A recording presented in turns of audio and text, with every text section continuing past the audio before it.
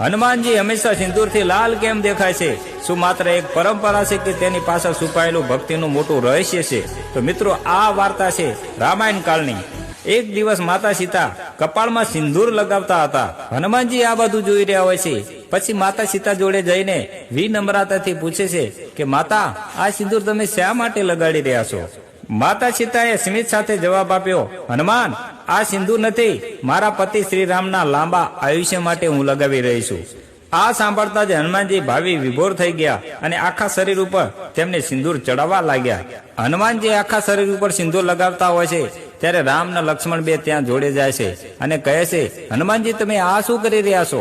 ત્યારે હનુમાનજી નમન કરીને કહે છે કે જો માતા સીતા કપાળ ઉપર થોડુંક સિંદૂર લગાવે છે તો તમારી ઉંમર વધે છે, તો હું આખા શરીર ઉપર લગાવું તો તમારી ઉંમર કેટલી વધશે? આ સાંભળીને શ્રીરામની આંખોમાં આંસુ આવી ગયા. વચન આપે છે કે હે હનુમાન, જે તમને સિંદૂર ચડાવશે તેના જીવનમાં બધા સંકટો નાશ પામશે. હનુમાનજી ખાલી સિંદૂર વાળા નથી સાહેબ, હનુમાનજી વિશ્વાસ અને ભક્તિના પ્રતીક છે. તો કમેન્ટમાં લખો જય શ્રી રામ અને આ વિડીયો વધુ ને વધુ શેર કરજો.